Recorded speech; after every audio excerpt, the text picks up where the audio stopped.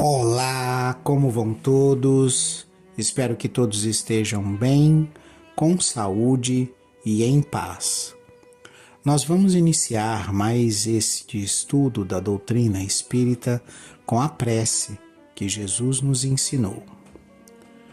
Pai nosso, que estais nos céus, santificado seja o teu nome. Venha a nós o teu reino.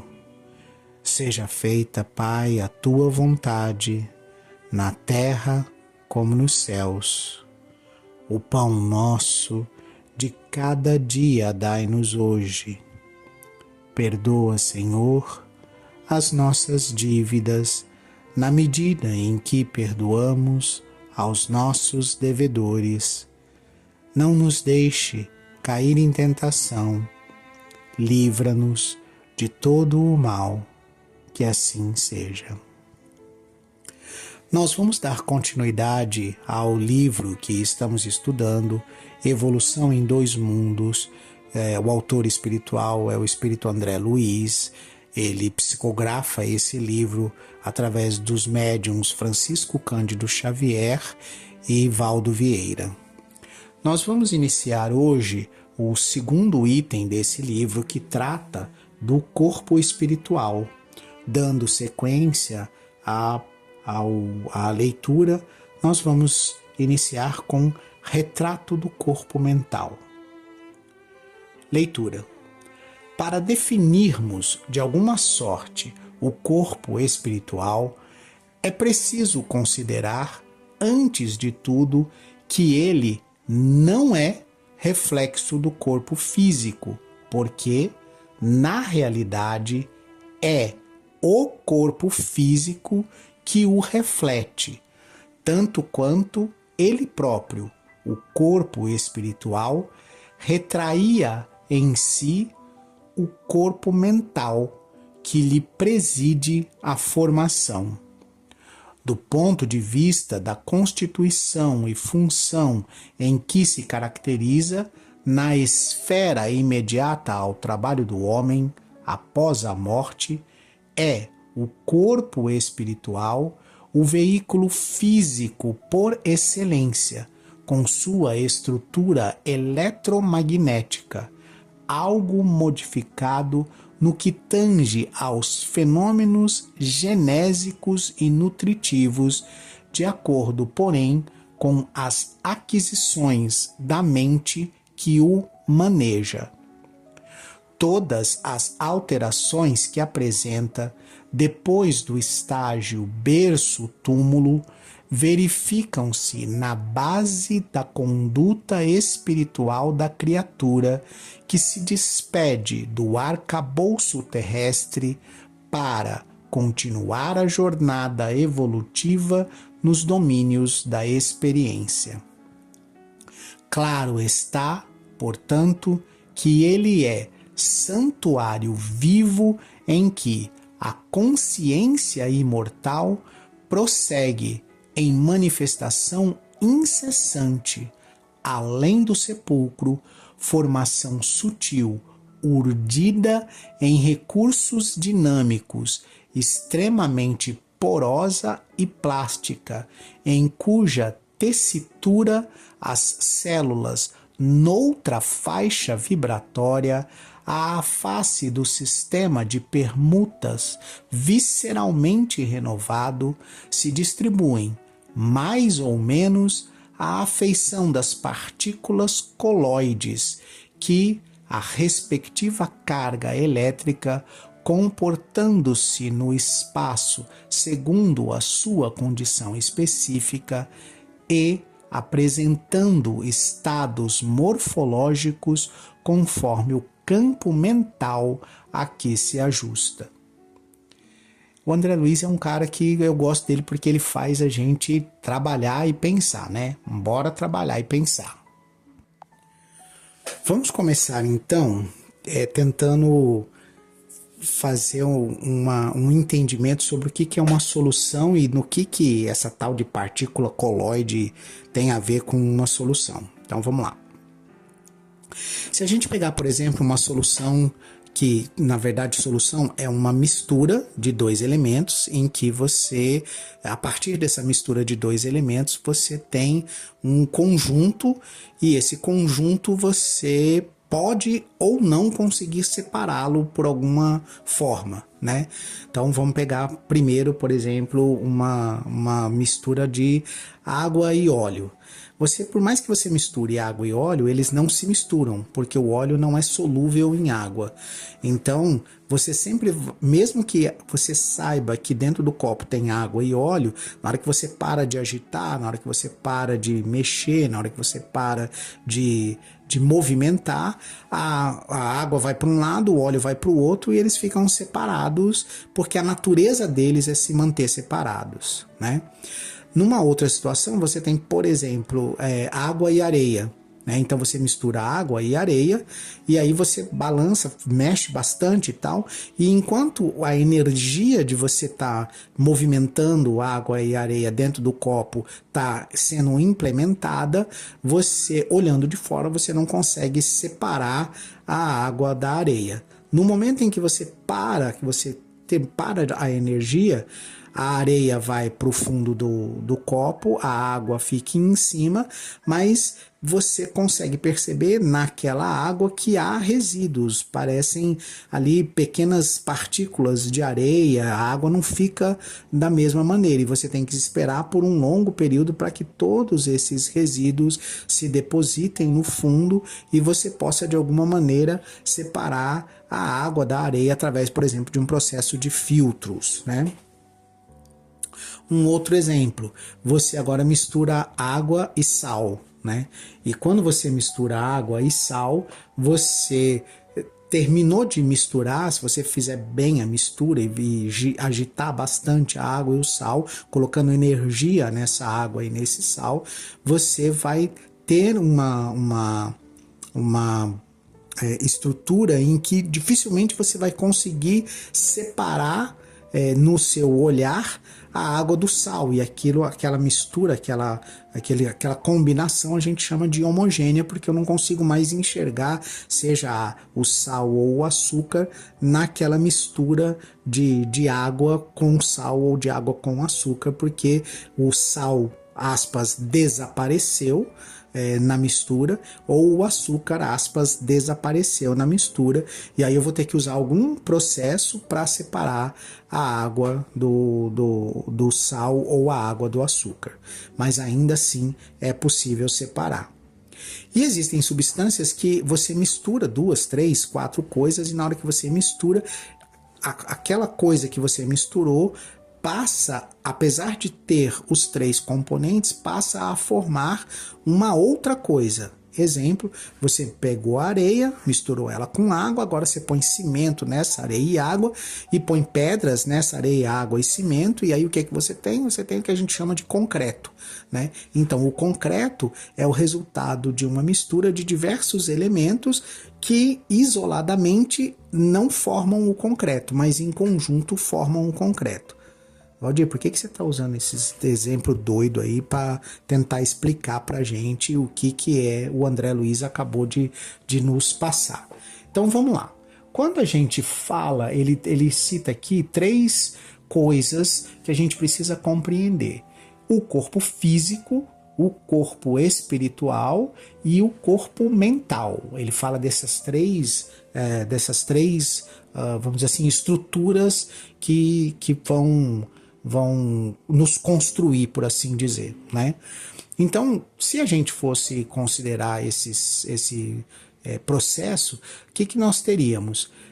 Uma espécie de hierarquia entre esses 3 itens, né? Entre esses 3 tipos de corpos que a gente se manifesta, né?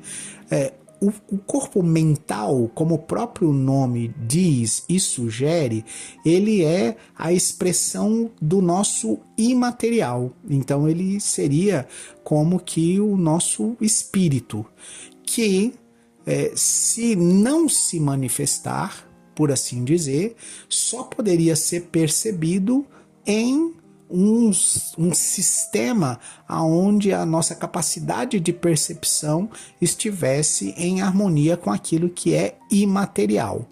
não é o nosso caso, porque senão a gente poderia compreender e perceber a Deus. A gente ainda não chegou nesse estágio. Mas essa força criativa que é a mente, ela não para, ela está constantemente, através da sua vontade, expressando a si mesma. E como é que ela expressa a si mesma?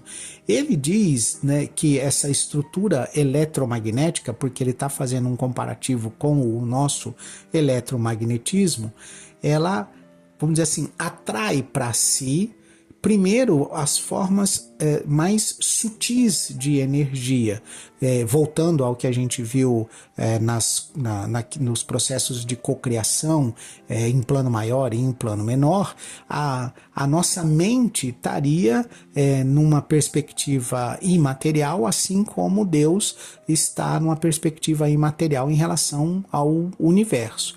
Então a nossa mente, ela é capaz de, através da sua vontade, atrair para si ou condensar para si essas estruturas de energia, de luz e de calor, de forma a que a movimentação, né, a gente chama de plasmar.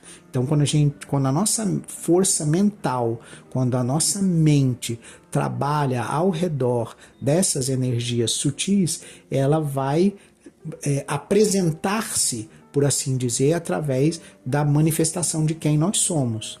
E esse quem nós somos é que vai formar a nossa presença em espírito. E como é que isso é formado? Lembra que lá atrás, a gente leu nos áudios anteriores, a gente falou a respeito do hálito divino, desse fluido cósmico universal, que vai se subdividindo em diversos fluidos e vai se manifestando de diversas maneiras diferentes. Então, através da nossa vontade, através da nossa capacidade mental, a gente vai agindo sobre esse fluido cósmico universal, cocriando em plano menor a nossa individualidade, e essa individualidade se manifesta primeiramente num corpo espiritual, que ainda não é material, mas ele é já perceptível, porque ele é captável, por assim dizer, por espíritos da mesma condição que nós estamos ou espíritos superiores à nossa condição. Esse corpo espiritual, e aqui para ficar bem claro, né, ele seria o equivalente ao nosso perispírito sem a parte material do nosso perispírito. Lembrando que o nosso perispírito, ele é formado, por assim dizer, por uma parte material e uma parte imaterial, que é a parte espiritual, e portanto ele é considerado semimaterial. Pronto. Essa parte material do meu perispírito, ela é variável. Depende próximo de qual planeta ou próximo de qual sistema de matéria eu vou me atrair para mim essa parte material mais sutil desse ambiente onde eu estou para terminar, por assim dizer, de formar o meu perispírito.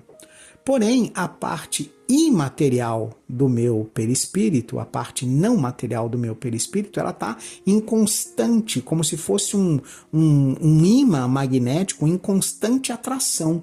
Então não existiria, por assim dizer, nenhum ponto do universo em que essa parte não material do meu perispírito não atraísse para si essa parte material que estaria próxima dele. Então sempre o meu perispírito vai estar formado por uma parte material e uma parte não material, por isso ele é dito semimaterial. Como essa potência minha, ela está o tempo inteiro criando, né? E é por isso que nós somos equiparados a deuses, né? Pelo próprio Jesus, né? Vós sois deuses, foi o que ele nos disse, né? Porque a nossa mente está o tempo todo gerando essa potência eletromagnética e trazendo para si esses elementos materiais através dessa força eletromagnética que é gerado pela nossa vontade. Então eu sempre, em qualquer ponto do universo, eu vou ter partes materiais cada vez mais sutis, dependendo da minha condição espiritual, cada vez mais sutis, formando o meu perispírito. Porém, o que o André Luiz está chamando aqui de corpo espiritual é essa manifestação ainda, vamos dizer assim, fixa, que é a manifestação do meu corpo mental formando o meu corpo espiritual. Por que ele fala do coloide, né? Por que ele usa o termo coloide?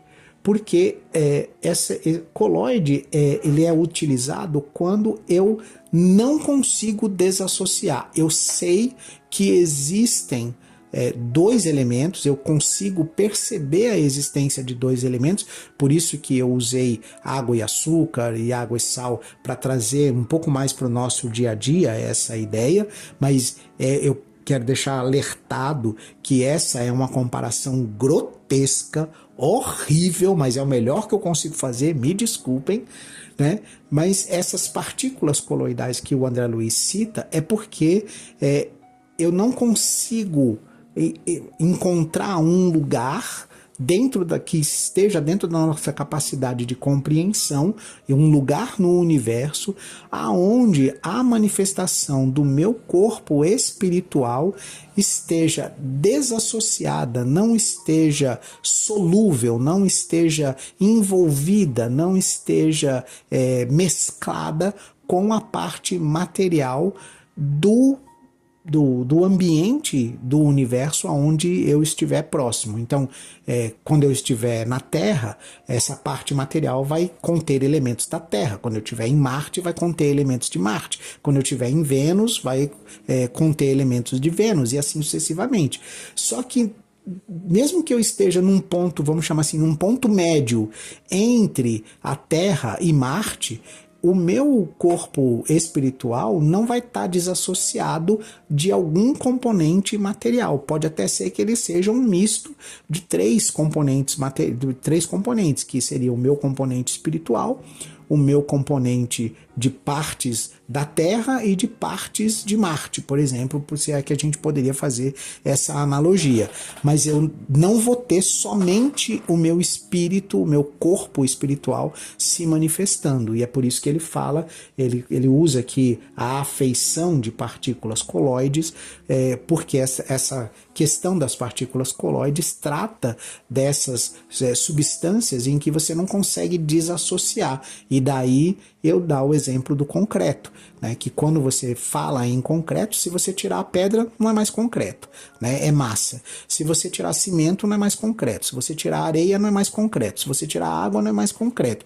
Então, o concreto é a manifestação dos 4 elementos de uma só forma. Aqui é a mesma coisa, né? Você não terá, para ficar muito claro isso, você não terá um corpo físico manifestando vida sem que nesse corpo físico que manifesta vida esteja associado matéria, espírito e mente, né? Ou seja, sem que esteja associado parte material, parte espiritual e uma força mental de coesão que faz com que a parte espiritual haja sobre a parte material e transforme essa parte material em uma coisa coesa, em uma substância que seja perceptível, né?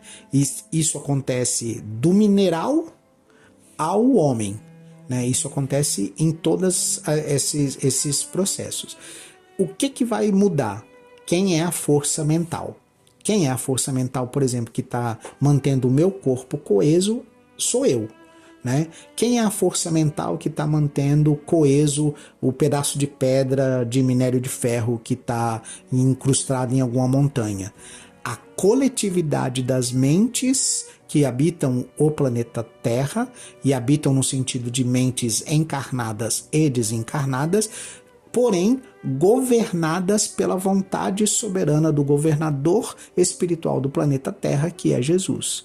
Então, não é que essas mentes podem fazer o que elas querem, elas vão fazer o seu processo de cocriação, porém, essa cocriação estaria hierarquicamente abaixo da vontade e da capacidade de Jesus, porque ele é um espírito mais evoluído do que os demais que estão aqui no planeta Terra, né? Então, fica muito longa a minha explicação, eu sei, mas o que eu estou tentando mostrar para vocês é que a nossa manifestação de corpo físico, ela só acontece porque a nossa mente está mantendo esse corpo físico coeso, porque a nossa mente está trabalhando o tempo todo em cada ligação de cada célula uma com a outra, na formação de cada célula e de cada partícula umas com as outras, né? E nas interações intracelulares, ou seja, dentro das células, e extracelulares, ou seja, de uma célula para outra. É por isso que da célula tronco, através da minha vontade e do meu pensamento, da minha mente, eu consigo construir do mesmo princípio que é a célula tronco, eu consigo construir um músculo, eu consigo construir um vaso sanguíneo, eu consigo construir um neurônio, eu consigo construir um músculo cardíaco, ou seja, eu consigo construir qualquer parte do meu corpo a partir de uma célula tronco. Quem é que está presidindo essa transformação da célula tronco em cada parte do meu corpo? A minha mente. Se a minha mente tem algum desequilíbrio, ela traz consigo um registro, seja de decisões na direção do bem, seja de direções na condução ou na direção do mal, isso forma uma base da minha espiritualidade, isso forma a base de construção da minha espiritualidade. E é essa base que vai ditar o formato, a maneira como o meu corpo vai agir. Então, é a partir do meu corpo mental que o meu corpo físico vai existir. É a partir da minha vontade mental que o meu corpo físico existe. E não o contrário, não é o meu corpo físico que constrói o meu espírito, e sim, essa é a ordem correta, é o meu espírito quem constrói, quem mantém coeso e mantém funcionando o meu corpo físico, né? Esse corpo que todo mundo vê. Essa coesão, essa ideia precisa estar muito clara na nossa cabeça, porque de uma maneira bem simples, nós somos herdeiros dessa base ou dessa estrutura. O que eu estou chamando de base? A construção de nós mesmos até esse momento. Até o momento em que a gente vai nascer, por exemplo. Então, tudo que você fez, tudo que você construiu, todas as decisões que você tomou, todas as consequências das decisões que você tomou, formam essa base espiritual, que na verdade é uma base da nossa conduta espiritual, né? E essa base, ela vai formar, ela vai, vamos dizer assim, é como se fosse um programa pré-estabelecido que vai juntar cada átomo, de cada célula de cada órgão e elemento do corpo, cada pedacinho do que a gente considera como corpo físico, é essa mente e é essa bagagem, essa herança dessa mente até aquele momento que vai construir tudo isso e vai gerar, vamos dizer assim, esse arcabouço, esse corpo físico que nós vamos utilizar na nossa jornada evolutiva e passar pelas experiências aí de uma encarnação inteira.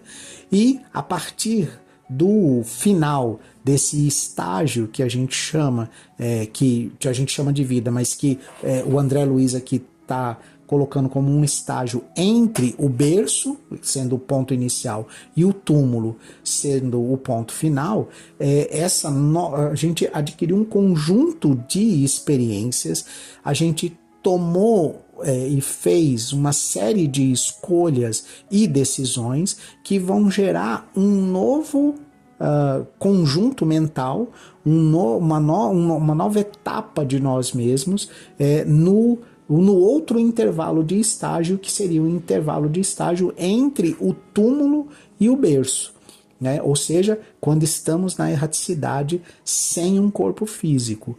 A partir desse momento, a gente passa a ter uma nova vivência, a gente começa a enxergar as coisas de uma nova maneira, e esse ciclo berço, túmulo, túmulo, berço, né? Esse ciclo de reencarnações sucessivas vai adicionando todos os dias, independente se a gente está encarnado ou desencarnado, novas experiências, novas oportunidades de tomar decisões, e cada decisão dessa trará consigo novas consequências, e isso vai nos aprimorando, vai nos moldando, vai eliminando as nossas arestas, vai nos tornando cada vez mais esclarecidos, cada vez mais evangelizados e cada vez mais próximo do amor ao próximo que a gente busca. E dentro deste processo, cada vez que a gente reencarna, esse conjunto mental que nós somos vai construir um novo corpo físico de uma nova maneira, completamente diferente da maneira anterior, porque a gente vai trazer, por menos que a gente tenha evoluído, um passo adiante, e o planeta em si vai estar um passo adiante, né? Então, o planeta também vai ter, por exemplo, na nossa próxima encarnação, vai estar adicionado novas descobertas tecnológicas, novas descobertas científicas, novos conhecimentos, novos desafios àquilo que a gente fez da última vez. Provavelmente na encarnação anterior nós não enfrentávamos desafios do sistema climático provocados pelos desequilíbrios ecológicos que nós mesmos provocamos, e consequentemente na próxima encarnação a gente vai enfrentar, vai facear, vai estar tendo que lidar com as consequências das decisões que estamos tomando ecologicamente, por exemplo, nessa encarnação. Isso é só para citar um exemplo de como a construção do nosso corpo e a maneira como a gente vai construir esse corpo mentalmente, ela difere de uma encarnação para outra, porque de uma encarnação para outra mudam as nossas necessidades e também mudam as necessidades do nosso corpo. Eu me despeço de vocês, eu sei que a explicação ficou longa, mas eu me despeço de vocês, espero que vocês tenham compreendido toda a explicação. Me despeço com a prece que Jesus nos ensinou. Pai nosso, que estais nos céus, santificado seja o teu nome. Venha a nós o teu reino, seja feita a tua vontade, na terra como nos céus. O pão nosso de cada dia dai-nos hoje. Perdoa, Senhor, as nossas dívidas, na medida em que perdoamos aos nossos devedores. Não nos deixe cair em tentação, livra-nos do mal, que assim seja.